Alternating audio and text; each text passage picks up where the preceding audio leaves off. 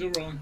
All right, so let's just start by having you say your name and what you do at UCLA. Okay, my name is Kirsten Grise. I'm a PhD candidate in the Department of Sociology. And what do you study?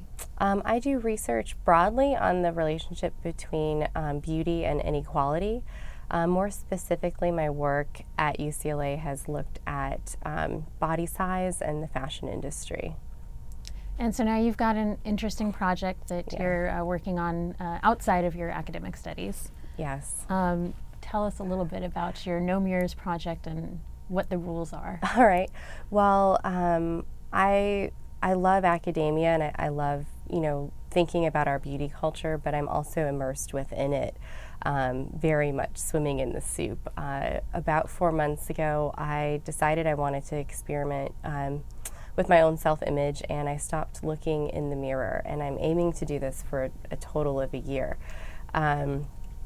So I don't look in mirrors. I avoid seeing my reflection on, windows and other reflective surfaces. I don't look at photos taken of me during this time, and I also won't be able to see this this video recording.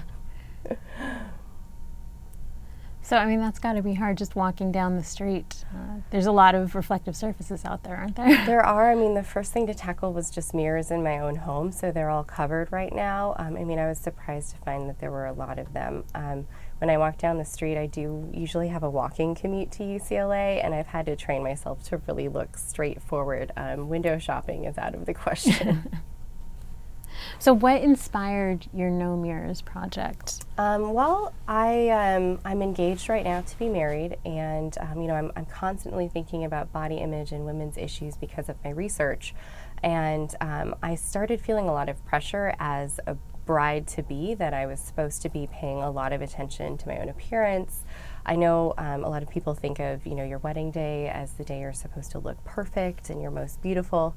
And I wasn't really having quite as much fun with those thoughts as I hoped my wedding planning experience would be. In particular, I went wedding shopping with my mom and also with a friend, and I felt myself being insecure about my body.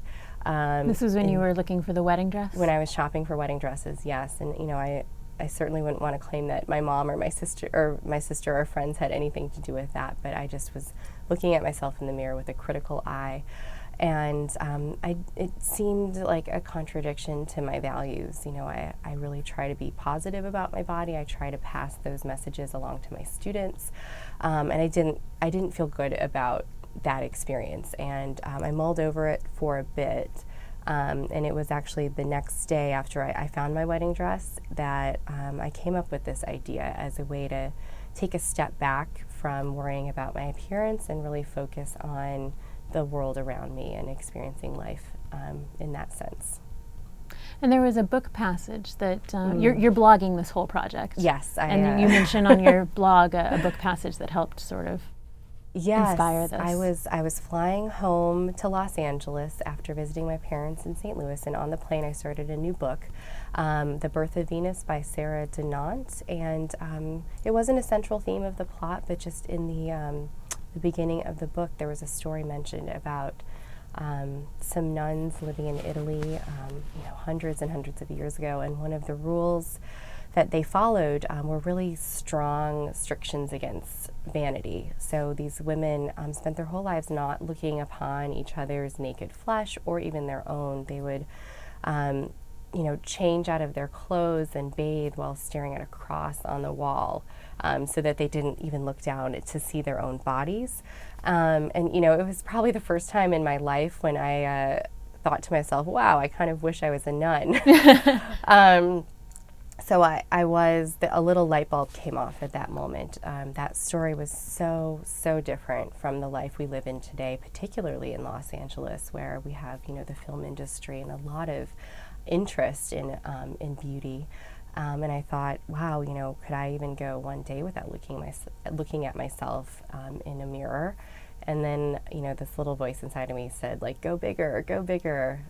If you want this to make a difference in your life, go bigger. So I decided to go bigger, and I'm aiming for a year. What day are you on now? Day 152, I believe.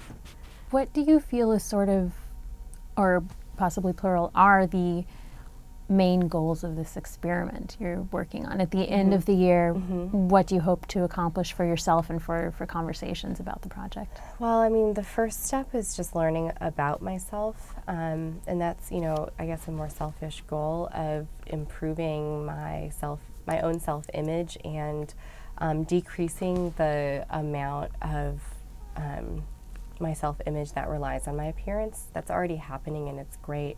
The second piece kind of developed after a little while of doing the project. I actually didn't start blogging for about a month, and had never blogged before. I never thought of writing in a more public forum. I was just kind of journaling about it.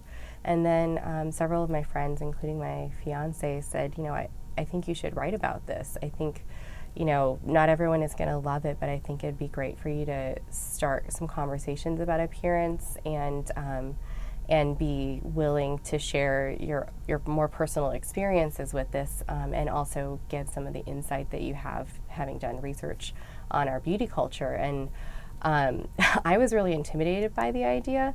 I think it took 2 glasses of wine one evening while I was watching TV, and I think I got really angry at an advertisement that I found really upsetting and misogynistic, and I was like, I need to talk about, these things, and I'm going to go ahead and blog. So I started out that night, and it's been so rewarding, one, to hear from other women who are kind of using the story, not necessarily to do the same thing at all, but to just think to themselves about how much of their time and emotional and mental energy is spent on appearance, which I think we're fundamentally creatures who enjoy expressing ourselves through our clothes and things like that. That's part of being human. But some research suggests that women look in the mirror an average of 70 times a day. Wow. 70 times a day. And I think a study in the UK found that women in the UK, if you add up the time they spend in front of a mirror in a year, it's 5 straight days. So I don't know about other people, but if I had 5 straight days and was asked, do you want to spend those looking at yourself in front of a mirror, or maybe go on vacation, go camping with your partner, have some fun, I know what I'd pick. But we don't think consciously about those choices. And I hope that I'm entering or beginning a dialogue about some of those choices. Someone gave me really good advice and said, once you look in the mirror in the morning, you can see what you look like, but spending more time in front of the mirror doesn't give you any new information.